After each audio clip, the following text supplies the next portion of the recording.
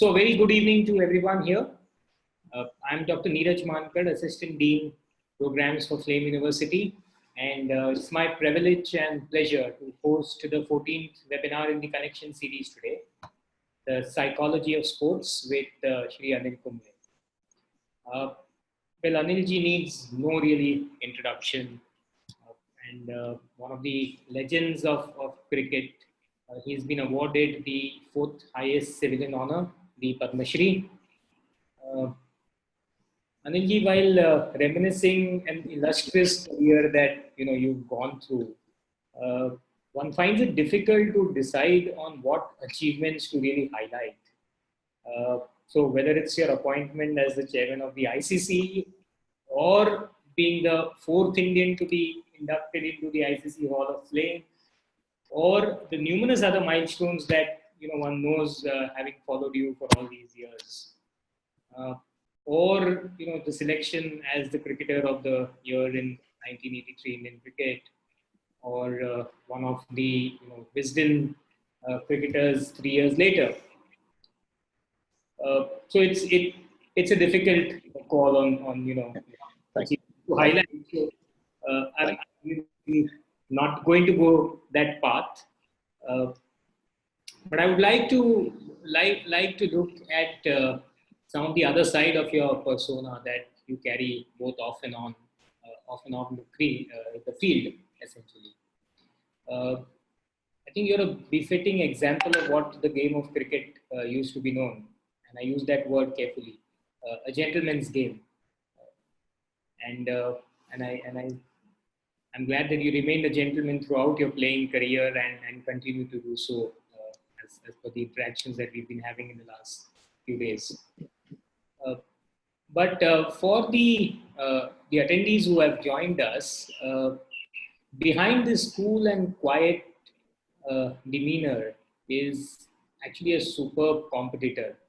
And I think Australian cricketer Shane Warne refers to you as a super competitor, as I have read it about it somewhere.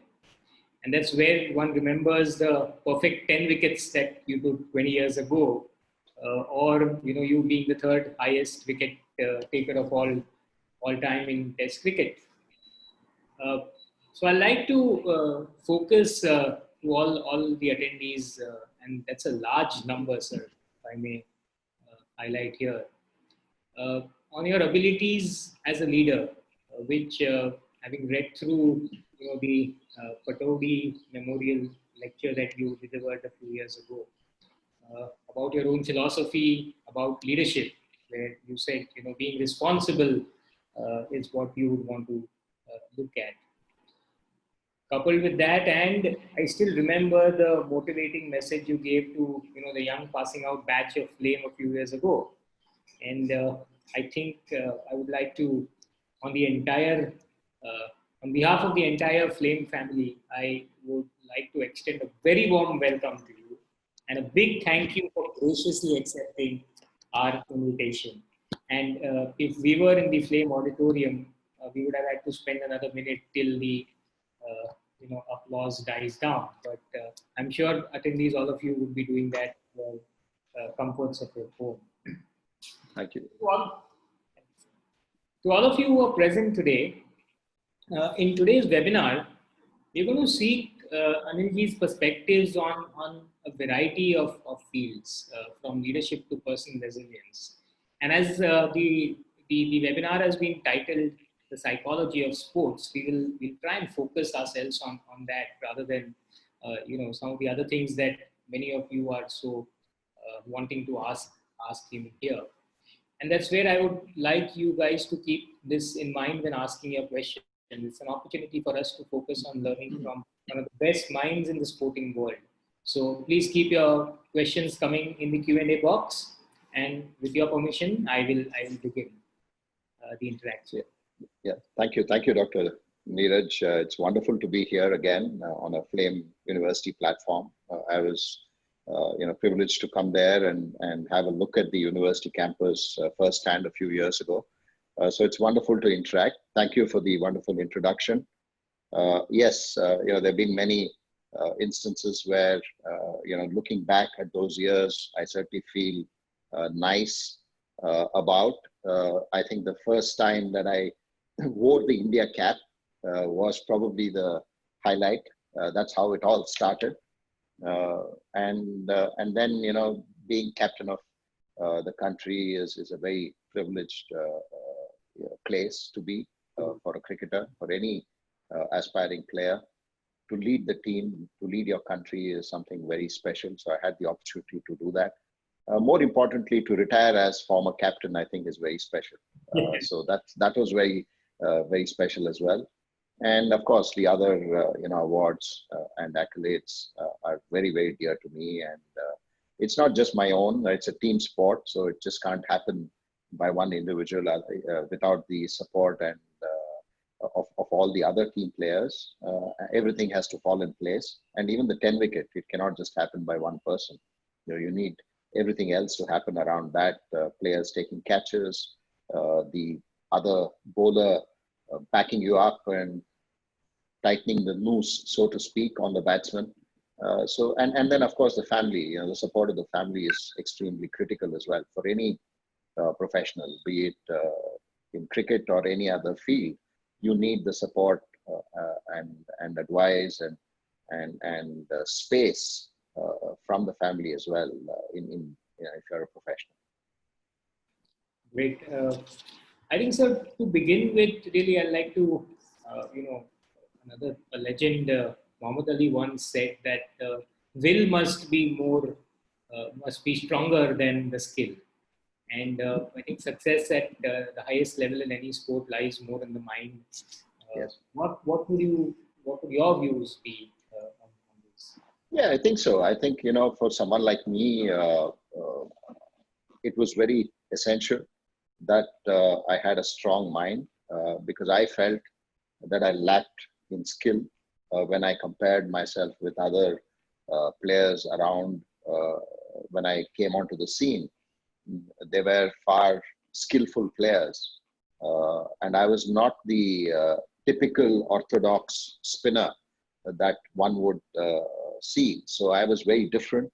So when you're different in sport, you sort of get branded and categorized that only these set of bowlers or batsmen can succeed. So I had those challenges as well because I was very different. I was not the classical leg spinner. I did not spin the ball much. So that was a big challenge. So I had to work around whatever strengths that I believed that I had. And the self-belief was extremely important. And you're constantly telling your mind in those kind of situations that, yes, you can do it. And the optimism of being able to achieve that. For me, when I picked up my first 5-wicket haul in Test cricket, in fact, when I made my comeback in South Africa, that's when I believed that if I can do it once, I can repeat it many times. So I think it's important that you need to taste that success early. For me, I was fortunate that I tasted that success early. I mean, I was 19 when I played for India, and immediately I was dropped, which helped me, of course, to complete my engineering at that time. And I didn't give up. I believe that I had an opportunity to taste what it takes to play at the international level. And I also quickly understood what it takes at the international level to compete and be there for a long period of time. I understood that I had some limitations. I had to work on those limitations. And when I came back into the team, I had to sort of develop my skill, develop my physical fitness, and in turn, mentally get stronger. That there are times when things won't go your way, but yet you have to keep at it. You have to keep persevering. And that's something that I learned very quickly. And I was fortunate that when I made my comeback, I immediately got a 5-wicket haul. Like I said, if you can do it once, you can easily repeat it. And that's the confidence that you get when you play a sport. Yeah, that's true. Another bit that comes to mind is that, you did mention a little about that.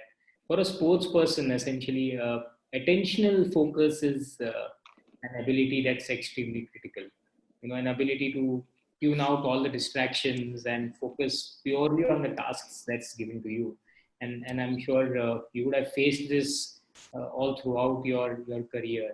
But for all of us, who are in today's multitasking environment, with the WhatsApp and tweets coming on and the emails, how did you manage it during that time, and how would you look at how we could probably do it? No, I think it all depends on how you start practicing, how you start preparing for a match. The moment you start giving importance to an event, then it starts adding pressure. The moment you say that tomorrow I am playing my first match, then you know that, okay, suddenly there'll be a different pressure. Right. Tomorrow is another match. I mean, what's the difference? It's still 22 yards. It's still a batsman versus bowler.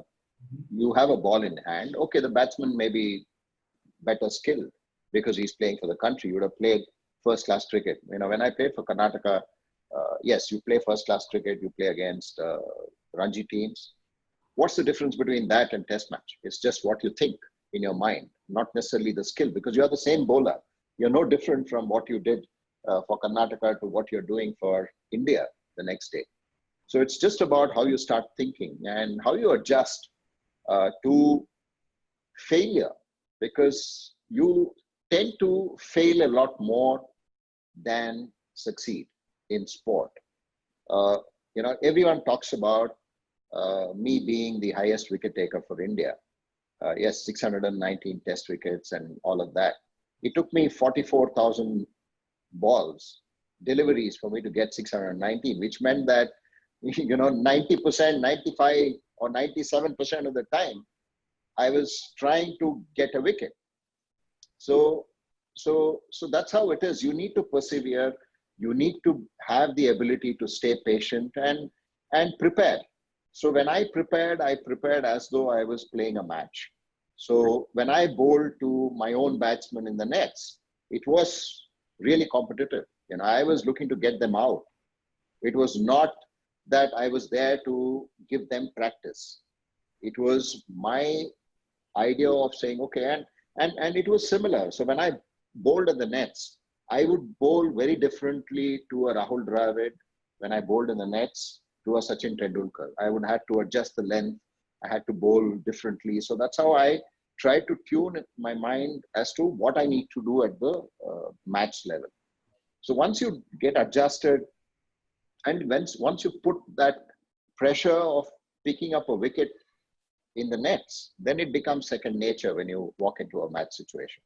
Then you can easily switch off the other distractions and just focus on the batsman and the bowler. So there are only two people there, nobody else. You're actually competing against a batsman, and that's all you start thinking of. Right. So, I mean, some days it's just that. Some days you're human. I mean, you do get distracted. You're reacting to certain things that are being said. You're reacting to things that are not happening on the field. So you are human. I mean, you tend to be emotional. You tend to react to those. But then, all the practice that you have put in, at some point you will realize that, look, I think I'm probably putting too much, pressure on myself. You just need to relax and just go out there and enjoy. any specific tips or any methods that you yourself had, which you perhaps share with some of us? I feel routines matter a lot. For me, it was not just about, because cricket is repetitive. And as a bowler, you're just running in, day out, doing the same thing over and over again. So you need to have control. You need to have not just control over the bowling, but also control over the mind as to what the mind is thinking. You need to remain positive, because the batsman is also very skillful. He can come after you, he'll hit a boundary, and then you have to again refocus and say, oh, I need to get him out. He may hit for another boundary. And then again, you need to refocus and say, no, I need to get him out. So I think this is a constant thing. And then there are times when, there's a catch dropped by a fielder, then again, you need to refocus. You've done so much, you've done a lot to get a batsman into a position where you have probably got him out. and then things don't work out. So you just have to remain calm in those kind of situations. So I think for me, routines are extremely critical, not just for preparing for that particular event or profession that you're in, but also I took a lot of effort to sort of be consistent with my sleep patterns, with my waking up patterns, with my training patterns, even on an off day, so that the body gets used to the conditioning that it requires when you go out there and play. So I think that is very essential because you need to know your body more than anything else. You need to know your mental frame of mind more than anything else. If you know that you're in control of all of these, then you can perform. And in a sport, in a physical sport, it's very difficult to not carry any niggle at any given point in time. You'll always have some sort of a pain, ache here, there. You need to ignore that and then still perform. So for that, routines are extremely critical. So I would focus more on routines, and that would certainly help. Right. But here's a question, and a lot of audience questions have been coming related to something like this. That you did mention about what you had done in terms of pre-work and building yourself for actually going out there every day and looking at it. But when when you are in that moment of pressure, when you have yourself who's going to carry the game on you, what goes into the mind? How does one handle that? Yeah, I mean, you just have to just relax. I mean, not worry about what's going to happen. It's not easy. It's not easy. You need to back yourself. You need to probably see. There are two choices that you need to make at that point. One is, should I go back and stick to my tried and tested of your routine deliveries that that okay, it'll land where I want it to land, or do I take a chance? It depends on the situation again. So everything is situational. So at that point in time, that okay, everything depends on this particular delivery. But I think it's not just about when a bowler has to bowl the last two deliveries and the team requires 1 wicket and the opposition team requires 3 runs to win. It's not just about that moment. Yes, that moment is crucial, but it's the other number of deliveries that you have bowled are extremely crucial, because if you have done the same sort of focus, commitment, and effort in all the other deliveries, then the last one, you may not have to do that because you would have probably won the game before that. Or if you have not actually done it, the opposition would have won the game. So I think it's important to treat every event that you are a part of as the most critical, rather than saying, okay, it doesn't matter. It matters only the last over matters, not necessarily the first over. So I think it was important for me, no matter what the situation was, that every ball that you bowled or every event that you participated in was the most crucial. And I think that's the kind of pressure or the thinking, not attitude, more than anything. I think the word is attitude. If you can put together that in every event, I think it becomes a lot easier managing those situations when that the whole world is looking at you and that one ball or one wicket is going to determine the balance of the game. I think there is a very related question that has come in from the one of the attendees, Walter Crasto. He's the corporates here. So he wants to figure out, without actually playing the game, without playing an actual game, how do you cultivate that thought process? I mean, and it's very fine because some of us who day in and day out go into classes and teach. How do you get into that process? No, I feel if you have to get a mind training, I think there are many ways to do that. I'm not an expert. I mean, in terms of say meditation or yoga, or I'm not an expert on that. The way I look at mind training is if you have thought of saying, okay, tomorrow morning at 7 o'clock in the morning, I'm doing this task. If I don't do the task, or if I don't start the task at 7 in the morning, and if I start at 7:01, then I have failed. I have not been able to control my mind. I think if you continuously do that in your day-to-day activities, then I think you can become that mentally strong or control over the mind. I think that's essential. And for a sportsman, I think that's crucial, because if you're committed to a task that you want to do, because every day you don't want to keep doing the same task. I mean, you know that as a bowler, you have to develop your batting skill at some point in time. So you have to, that particular day you're putting all your efforts towards batting. That particular day you're putting all your efforts on fielding and things like that. So I think for me today, although I don't play any sport now, I mean, I don't play cricket. I've been retired for over 10 years now. So for me, if I have to again start getting mentally stronger, the only way that I can get mentally stronger is by doing these little things. Saying, okay, I'm going to do here, I'm going to be in this meeting 5 minutes before the meeting. I'm going to prepare like this for the meeting. If I don't do all of these, then I have failed in my preparation, in my mental preparation. And that's not a tick as far as I'm concerned. So if I keep doing that, then I know that I'm getting mentally stronger. And I know that if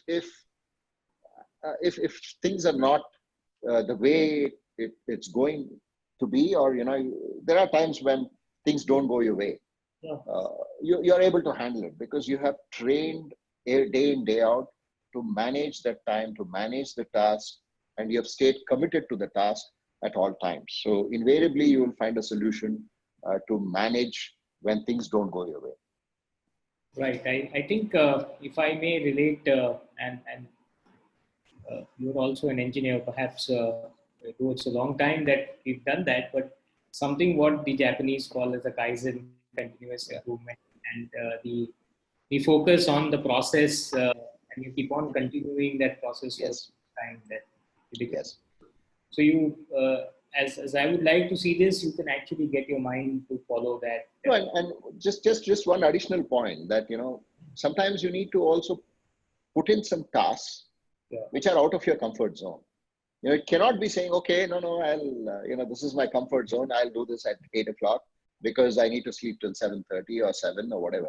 So you need to do some tasks which are totally out of your comfort zone and commit to that and say, okay, look, I'm going to do this. So I think that's very important as well. So when I say, you commit to certain things, I think 30-40% of it is out of comfort zone, totally. I mean, maybe more.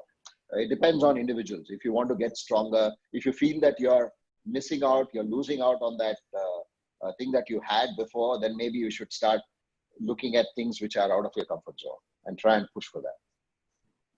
I think one of the other important, so one of the, as you mentioned, is about, training your mind in terms of processes and getting things done. But how critical is motivation in this whole gamut, especially when the chips are going down or when they are doing very great?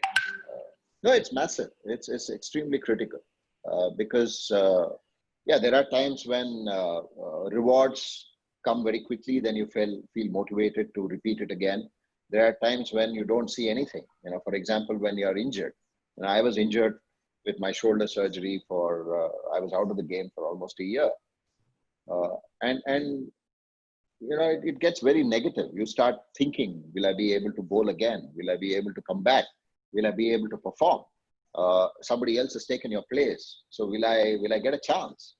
What if that person continues to remain like that? Will I ever get a chance? Will I be able to come back and bowl the way I did before? So all these are very difficult times. And that's why I think the family comes into play. It's very essential that you need to have something out. I think it's important as a cricketer. For me, it was important that you need to look beyond cricket as well. You can't just constantly be in a bubble saying, okay, this is my only thing.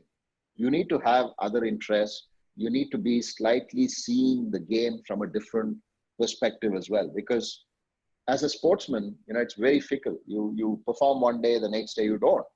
And then sometimes it's not just your fault. It can be somebody else's fault. It could be a decision that has been given wrongly, and you end up facing that. And Right. and you don't get the runs, or you don't get the wickets, and then suddenly the team loses, and then you're out of the team. So some things are not in your control. So it's extremely important to see the game and accept that things are not good today, so it doesn't matter. I will come back, and that's why I said those routines are critical as well. And I think for me, playing for the country, playing the sport that you love itself is motivation. When you walk in, some days you don't feel like going out there and bowling, but as soon as you wear your colors and then you walk in, you want to compete. The competitive spirit comes out, irrespective of how tired you are, how there are injuries which are troubling you. Yes, you may be out of form, you're not really bowling at your best, but still the drive to do well, the drive to compete certainly comes out. So the moment that drops, then you know that you just need to move on from the game. I think it happens. It happens, for some people very early. For some people, it happens at a later stage, and that's when you say, okay, that's enough. Let me start focusing on something else. Right. I think this is, what you mentioned is perhaps critical from an individual perspective. But when you were leading the team, or when someone is actually leading in a leading position, how would they strive to make sure that their team members remain motivated even during these players? What kind of methods do you think? Yeah, I think you need to know if you're a leader, if you're a captain, you need to know your players personally. You need to know them individually. What fires them, what triggers them, what actually helps them remain in their space, yet motivated. You don't want them to go into their comfort zones all the time. You want them to, as sportsmen, we are all competitive. We want to improve. No matter how good you are, no matter what the world thinks of you, you want to be better the next day. So you need to keep that spirit in the team members constantly. Yes. And for that, I think you need to lead by example as well. You can't just sit there and keep directing the other members and saying, you know what, this is how you need to do, and you're not doing a thing. Then it doesn't work. So you need to lead by example. At the same time, at some point in time, people, when they're going through a rough patch, sometimes they overdo it. They think that, okay, if I go and continue to practice, continue to, keep hitting the ball, I'll get better. Sometimes, you just need to go to them and put your arm around the shoulder and say, listen, you're not going to get dropped. Don't worry. You're going to play the next 3 games. I think what you need is a break from the game. Just go away. Don't pick up your bat for a couple of days. Don't hold the bat for a couple of days. Just switch off and then come back, refresh. I think that's what is needed. So you need to recognize that who needs that kind of an advice, who actually needs a different advice, maybe a bit of a kick of the backside. So you need to know what actually ticks, the player, and how you can. And sometimes, you may have to come down hard on a player when there are a few other players. Right. That actually fires him up, saying, okay, I'm going to show you, you're the skipper. Okay, I'm going to show you what I can do.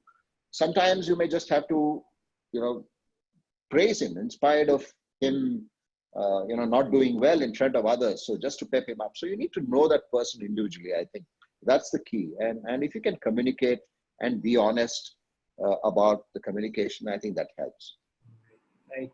But I think let's shift a bit from your role as a sports person to your role as a leader in you're leading a successful startup now.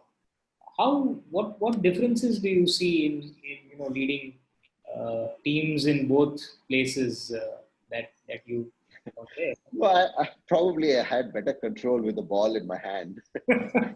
not, not much control sitting in an office because it's quite challenging. I think running any business is a challenge, and let alone when things are not in your control. You try and seek some control over certain uncontrollable things. It's quite a challenge, and you're obviously dependent on a technical guy to come in with his technical inputs, the marketing guy to do the marketing job. So you have to, sort of bring all your team members together and stay again. It's very similar to a cricket match where you are motivating them constantly to try and achieve the common goal that all of us have. But having said that, there's pressure on the finances, there's pressure on the business coming through. So the deal may not happen. So which means that you have to still hold on and try and see if you can push till such time that something happens. So it's not easy. But having said that, I certainly, what I do is if I don't know something, then I seek advice. I'm fortunate enough, thanks to cricket, that I have really, professional people around me who are willing to give me sound advice. So I relate to that and then seek their advice and then take that on board, because I don't think, as an individual, you know all the solutions for everything, for all the problems. So I think it's important to keep your ears and eyes open, and then reach out to people who have been in that situation, who know how to handle it, probably to take their advice. So I generally depend a lot on the advisors who are around me, who can give me that kind of support. I think that's the support system that all of us probably depend on anyway.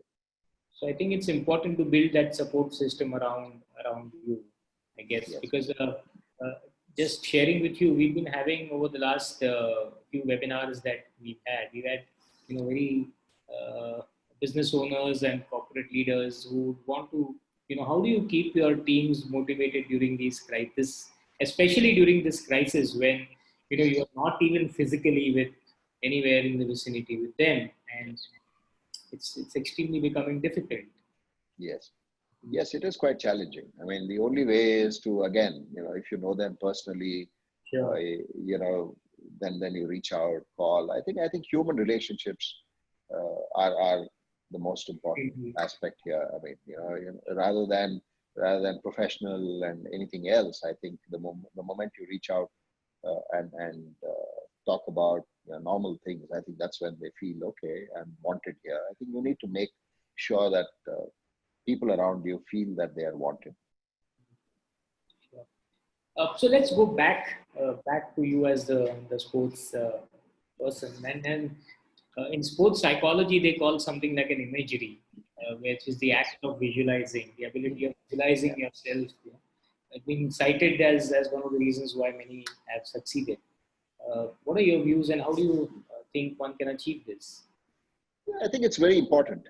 You need to visualize what you're going to do the next day. You need to, obviously, the preparations that you have had are meant for that. So I used to do that. I used to go through, this was more for a test match. You spent a lot more visualization on techniques on test matches. I didn't play international T20, so I didn't bother about that. But one day, yes, you visualized a little bit. You knew exactly when you would come and bowl, what situation you would be in, and what kind of fields that you would set for a batsman, and then bowl at that batsman in your mind, and then try and get him out. So even test matches, the previous day, you would start thinking, okay, this is the situation. This is the current scenario there. I mean, if it's the fourth day of the match, the pitch, the conditions. And then you start bowling at every batsman, set fields, get him out, go to the next batsman, get him out, go to the next batsman, get him out. So that's the visualization that I would do. So even when I got the 10 wickets, the previous night, I went through each batsman, saying, okay, this is how I'm going to bowl, this is how I'm going to get the batsman out, and went through that. And fortunately for me, in my mind, I went through all the 10. In fact, you go through all the 11 because, that's how you start preparing. Some days, and this I used to do just before I slept. So I would lie in my bed, start thinking about the next day and visualize. And then once I go through all the batsmen, sleep. Some days it would take 3 minutes, 4 minutes to go through the entire lineup. And some days I wouldn't go past 2 batsmen. I don't know why. I mean, I think there are too many distractions coming in your mind, and then for you to take away that and then refocus, I would find it difficult. So I would just give up and say, okay, forget it. I'm sleeping now, because you need to have that kind of amount of sleep. So fortunately for me, whatever thought process I had the previous evening before I went into bed, going through the batsmen actually repeated on the match day, which was very special. Right. There's another very interesting question from the audience. I'll just pull it up, and this is by Yahana Mehta, and Yahana is asking that what should be the correct balance between the hard and the soft skills for a game. So, do you think that a player with limited skill and tremendous hard work is as effective as a player the other way around? No, I think the beauty about team sport is that I think when you pick a playing 11, you try and pick all characters. You need characters in the game. You need people who are fighters. You need people who are extremely skillful and who can change the game in a matter of minutes. And they may not be consistent. They may just be, you never know. On their day, they'll just change the game, irrespective of what the whole thing is. They may not be doing that every second day, but you still want to back those kind of players who that on their day, they'll change the whole thing. So it's important to have a bit of a balance. I don't think I was really skillful. I believe that, I had to put in a lot of effort to sustain that skill, whatever limited skills I had. And I don't think people should think that extremely skillful players don't work on their game. I think it's a misconception. Mm-hmm. The extremely talented guys also work really hard. Now, someone like Sachin Tendulkar, you had to literally pull him off from the ground, saying, listen, it's enough, yeah, let's go. And even on optional practice days, Sachin would come there. So he would not take a break. So, I mean, we all know that he is probably the most talented player that India has ever seen, and at 15, he was a star. Yeah. And he continued. And I think it's a misconception that people who are extremely talented don't work really that hard. They are lazy. Yes, there are people who it comes naturally to them, but not necessarily all the time. So, but I feel in a team sport, the beauty about team sport is that you can have a combination of all of that and mix and match to create a world-beating team. So, would you see any difference between team and if it was an individual sport? Perhaps would the challenges be even different or even more severe? I think, see, I can't really comment on an individual sport because I haven't really, played an individual sport and toured the world playing individual sport. I think the challenge is very, very tough if you're an individual sport, because I know that if you're a tennis player, you have to manage your own support team. You have to pay for your own travel, accommodation, everything else, and then compete, train, pick and choose. You need, when you're training in an individual sport, it's not just about you training. You need to also have a talented partner at the other end for you to improve your game and give you that kind of competition, even at practice. Like I mentioned, if you don't practice the way you're going to play, it's going to be very difficult for you to improve the game and then be in that kind of a zone when you're actually playing a match. And that, I'm sure, applies to even an individual sport. You Yes. need a partner who has the ability to challenge you. If you're, every day you're going and killing your partner on the court, then I don't think it's going to help you. You need someone who's going to challenge you. It Uh, pushes the I, wrong. yeah. So in a team sport, I think the other difference, which is major in team sport, is that not everything is in your control. It's all situational in team sport. When you're going to come and bowl, nobody can determine. So you have to prepare for that. You can come into bowl when the team is 40 for 5, and then that determines your performance. You can come into bowl when the team is 100 for no loss, and then that determines your performance. Yeah. And like I said, as a batsman, first ball, you're not there, then you get nicked off, out, gone. That's the end of the day for you. You have to sit and watch others perform. So it's quite a challenge in team sport.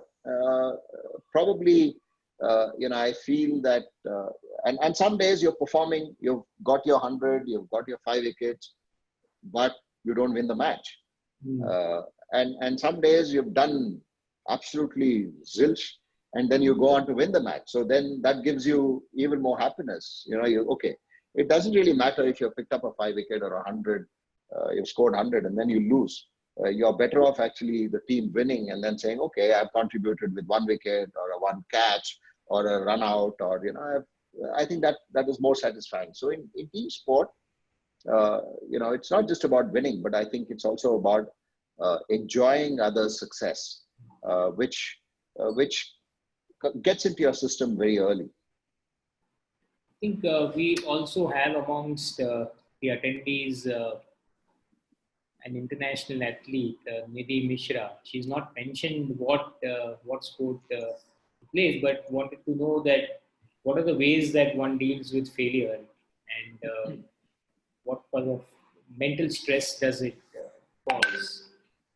Yeah, I think, like I said, you probably will see a lot of failures than success.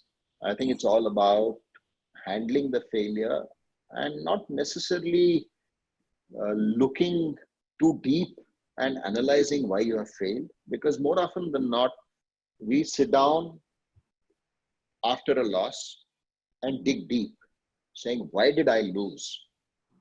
But we never bother about understanding why we have succeeded. When you win, you're happy, you just go about, say, oh, okay, that's it. You don't analyze why you won. So maybe we need to introspect as to why we did win and what were the reasons and why did I succeed today? What were the reasons? And then just like I mentioned, you're practicing those thought process, those skills, and putting yourself in those kind of situations when you're actually practicing. That helps you minimize failures. I don't think you can totally take away. It's not going to happen. As long as you minimize and try and optimize your ability to succeed over a period of time, because there's no point in being a flash in the pan. It's important to have a sustained career where you've had a performance graph, which is sort of, at a level where it peaks and then it remains there, rather than like this. You don't want a sine curve. You want it to be a sort of a steady curve, a steady line and a steady growth. And then, it tapers off. And then, of course, right towards the end, either it drops off or it just remains there. And then you say, okay, that's it. So it's important to have that. For you to have that, I think it all depends on your thought process. When you're successful, you can't just go get overexcited but at the same time, you need to analyze. I think it's important to analyze your success as much as how everyone analyzes failure. I know everybody analyzes their failure, but then I think it's important to address your success as well. That's an interesting way that you look at, because we generally end up doing the reverse, and I quite take that pretty interesting way. On the topic of failures, there is a good question coming from Devraj Redkar, who's also an attendee, and perhaps this resonates with a lot of younger generation beyond sports or beyond cricket, really, because there's a lot of emphasis given on mental health of a cricketer, with many of international cricketers coming forward and creating an awareness about it. I'm just reading his question. But as a young cricketer playing in under 19s or at domestic circuit, how should he take care of his mental health and ensure that he's in the right frame of mind? Yeah, I think, Devraj, the one advice that I'd like to give you is not worry about selection. The moment you start thinking about selection, that itself starts creating an unnecessary ring around performance, around your efforts. Like I said, in cricket, it's a team sport. It's situational. You may be standing the whole day and not get to bowl if you're a bowler. You may bowl 3 overs and then the captain says, okay, get off. I'm bringing another bowler, and then the other bowler comes and finishes off the game. And then you don't get a chance at all. So that may happen. But I think it's important to just keep at it and enjoy the sport. I think it's important to have fun. The moment you lose the fun element and start worrying about selection, start worrying about performance, start worrying about what ifs, then all these matters, all these mental issues, or your focus then goes away. I think it's important to just concentrate on what one can do, and not worry about all these uncontrollables, because I mean, I've been in that situation as well as a under 15, under 19. When you go for your selection, the moment you walk in to bat in a match where you know that it's a selection trial, the moment you start thinking that there are 5 selectors watching me, and if I fail, then I'm out, you're going to fail. So you should just look at it as another match, saying, okay, this is the bowler. The last game that I played against this bowler, I got 100. So I'm going to have that confidence going in. I think that's the confidence you need to build. Not worry about selection. I think as an under 19 kid, don't worry about selection. Just go out there and then do what you can. Go out there and then showcase your talent. Selecting, invariably the selectors are there to drop you. They're not there to select you. You get picked based on your performances. So the moment you start thinking about selectors, then you'll get dropped. The moment you start worrying about, okay, how can I win this match now? How can I score runs? How can I get wickets? You do that consistently. No selector is not going to, say, okay, I'm not going to, he's not going to ignore you. He has to select you. So it's important that you stop worrying about selection trials and then just concentrate on the game and have fun. I think the fun element is extremely important. So I think borrowing Shri Krishna's words, "Fal ki apeksha mat kijiye." Focus on the task in hand. Yes. It really comes out. I think let's go back to you as a leader, either in the corporate world or in sports. How would you deal with people who are great themselves, but the influence on the team may not be very good? We in the corporate do come across such instances where the performance is great, but you know what, it's not. Yeah, I mean, it's difficult. I don't think there are too many around in sport, because you try and figure that out very quickly. I think it's important to have a dialogue with people, because see, at the end of it, in sport, if you don't perform on the field, then it's a black and white. There's no gray area there. Now that's the advantage of sport. Either you perform or you don't. So there's nothing in between. So I think people understand that. And as a leader, if you're seeing that somebody is just slowly, getting off their routines, it may work for, like you said, a talented player who's extraordinarily talented, and then he or she may just go out there and then play their sport, irrespective of how their lifestyle is, or I think that's what you meant in terms of the influence. Yeah. So for some players, they believe that, okay, if they are like that, then it will work for me. But it's important that as a leader, if you're starting to notice that this particular player is slowly veering towards that, and that actually may not assist his game, his or her game, then I think you need to come in and just, pull him aside and suggest that, look, this may not work for you. So I think it's important to sometimes, the way that I would look at this is to start creating leaders within a group. I think that helps.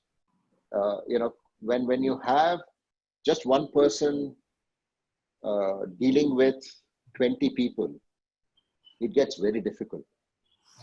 I would encourage a core group of leadership, a group which will sort of determine how the team is going to go forward, how each individual is going to go forward. Because then it becomes not just the captain or the leader's responsibility, but it also becomes the responsibility of this 4 or 5. Because it's Dr. Neeraj, it's not necessary that all the 19 will listen to only one voice. There are times where they feel comfortable with the other leader in the core group. So then you may not actually go and talk to that person. You may use one of the influencers to go out there and then talk to them and suggest that, look, and he or she may listen to that person because they feel comfortable. They've known that person for a long time. And it need not be a formal discussion. It could be just an informal.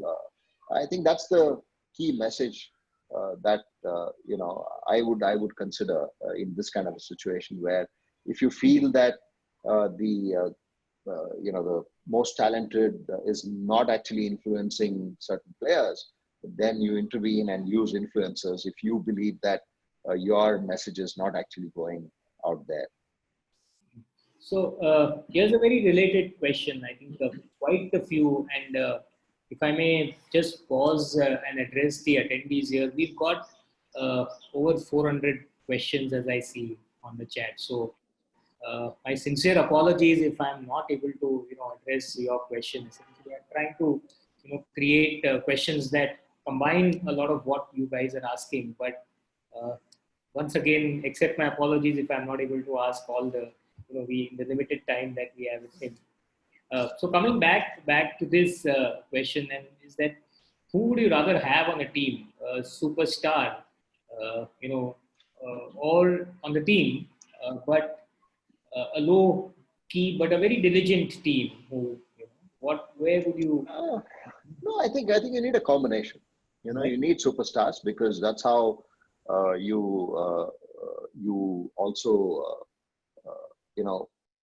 motivate all the players to be superstars. I think it's important that you create that kind of an environment where you want to be that, and the game is of course followed because of a few superstars in the sport.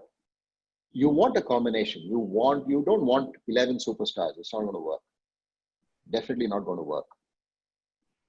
There have been many times where the World 11s have lost to national teams. World 11 is probably the superstar 11. They haven't been able to gel into a team because they've just come in, 5-6 days prior to the event, and then they've gone in there, and they're all superstars. So it doesn't work that way. You need a combination of, like I mentioned, extremely talented players, extremely hardworking, extremely strong mentally. You know that in this kind of a situation, you push this person in, he'll be able to deal with it. It's not just about always, being chest thumping all the time. You also need someone to respect the opposition and then probably just control your emotions and sometimes just not be aggressive at that point in time. Maybe defensive probably is the strategy for you to win that particular moment and then get back. So you need those kind of individuals in the 11 as well. Otherwise, if you have all of them looking to be aggressive all the time, it doesn't work all the time. So you need a balance between a few players who can be emotionally different. And that's the beauty about team sport, and you can have that. So it's not just about having superstars, but I think it's important to have a superstar in your team. It'll help. Yeah. Uh, we really didn't want to focus on specifics of your career, but there's one question that has been coming up multiple times, and a lot of people have asked, which is related to your Antigua test, where you bowled that day with a fractured jaw, and the questions that come around have been coming around. I don't know whether I can count them, but they're on the fact that how did you manage to go ahead there in the field despite all this? No, I know a lot of people have asked me this because of what happened that day. But I've always believed that if my shoulder was fine, I could go out there and bowl. So yeah, my shoulder was fine. It was jaw that was broken. So I went and bowled. That's how I looked at it. And the other cricketing aspect was, the previous time that I had traveled to West Indies the Indian team had traveled was in 1996. 1996-97. So we lost the series very narrowly. We lost a test match in Barbados. We were chasing 120 and fell short. And this time we had won the second test match. The third test match we had lost in Barbados. And the fourth one was in Antigua. And for the first time, after a long, long time, we had scored 600 plus runs in the first innings. And I had the luxury of 600 runs on the board. And I thought, and I was the only spinner in the 11. And I thought if I go out there and then pick up a few wickets, it'll put my team. I knew that I had to come back home to get the surgery done. I knew that I couldn't participate in the rest of the test match. So I felt if I could go out there, pick up a few wickets and put the team in a position where they could force a win, that will enable a series victory, which was obviously, we couldn't do the previous time. So that was the cricketing reason. The other reason I did mention, my shoulder was fine to just go out there and bowl. So I always believe that if I can do that, then I shouldn't worry about any other pain or aches that I have. You say it very easily, but I'm sure it must have been quite a mammoth task having to do that, and we can't thank you enough for all that you did there. So, as I said, lots and lots of questions coming in, and I'm as a faculty, I'm the one who normally drafts questions, so it's becoming difficult for me to look at many of them coming up here. But I think quite a lot of questions are coming, and perhaps we are closing to 6, and I'd like to ask this as a closing question. A lot of this are coming from a lot of parents who would have children at a very young age, and also those who are desirous of becoming legends in their respective fields. What are the few pearls of wisdom, words of advice that you would give to them as a parent as well as an aspirant? I think it's important to respect their views as a parent.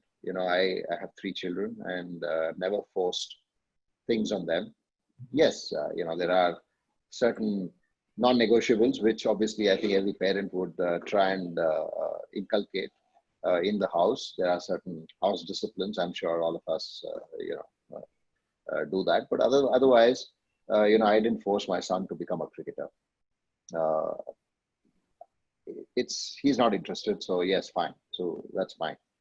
I think it's important because I was never brought up with my parents forcing me to do things. They just left me alone.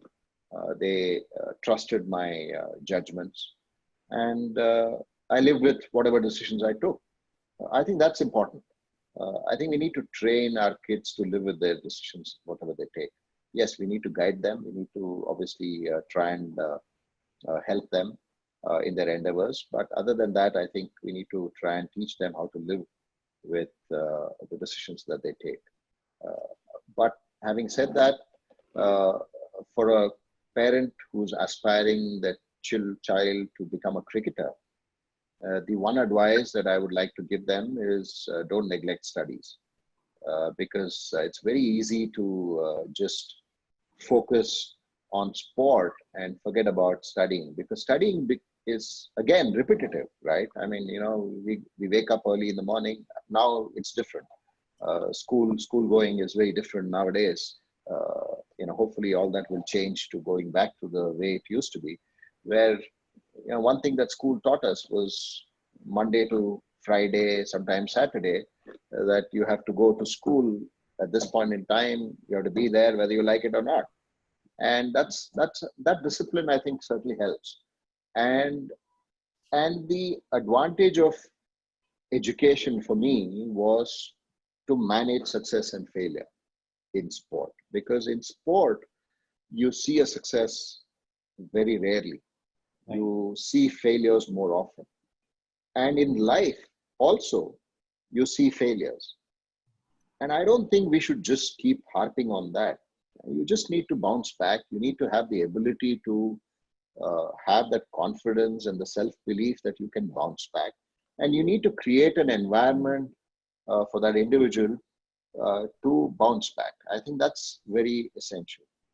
That to me is the main thing, that if you can create an environment where the children don't feel that they have failed, nor they feel or elated or go overboard when they succeed. I think it's important to have a balance as parents. When they succeed, yes, you celebrate the success, but at the same time, don't go overboard. At the same time, don't keep pushing them back or pulling them down when they don't succeed. I think that's the message. Otherwise, I think just enjoy whatever you do. And I was fortunate enough that I became a professional in whatever I enjoyed. So I think that's the beauty about it. I was fortunate enough. Great. Yeah. So we've reached more or less at 6 o'clock, and I don't want to keep you waiting beyond that. But if you will permit the last question, Sure, Dr. Neeraj. Yeah, last one. Yeah. But one on the attendee, Tejas, who's asking us that how do you read body language in sports? Tejas, it's very difficult to read body language, but I think what is most important is not for the other person to read your body language. I think that's the most important. So I think it's important that you show the confidence in your thought. I think body language is exactly what you're thinking. If you're thinking that, okay, I'm going to get this person out, then the body language is always positive. But if you are doubting yourself, then your body language obviously gives that away. So it's important to think positive all the time. And for me as a bowler, the main thing that I always, sort of committed to was that if you were watching the television screen, and if the right-hand corner was not visible, which read the score, looking at my body language, you should know whether the opposition team was 100 for no loss or 100 for 8. I think that's the difference that I wanted to bring in my game. Irrespective of what the score was, I always wanted to get the batsman out every ball that I bowled. I wanted to pump myself into that. I think the positiveness comes from the thinking, and the body language obviously is a reflection of what your thoughts are. So if your thoughts are always positive and always wanting to win, wanting to compete, wanting to do the job or whatever is that you're doing to the best of your ability, then I think the body language, body reflects that. So you're constantly looking for that in a batsman as well. You know that this particular batsman is not confident because he is doubting himself. He is not picking this delivery, or he is not comfortable against if I bring these two fielders around him, he certainly, gets a bit nervous. You can read that. So some players, would give it away, but some players, you couldn't even tell. Even if they were nervous, you couldn't even tell. So so I wanted to be that. Even if I was nervous, even if I had these negative thoughts, I would always reinforce, thinking that I'm still good enough. I can still do this. I think that's important, and it's a reflection of your thought. I think that's all it is. Right. Thank you. I think we have shot out of time, and apologies for the delay. But once again, from the entire Flame community, and just for you, so we had over 1,800 people who had registered for this webinar. So thank you all. Thank you. Yeah. It was wonderful. It was wonderful, and I'm glad that so many people could join. It was wonderful interacting with you as well, Dr. Neeraj. Over to you. Thank you so much.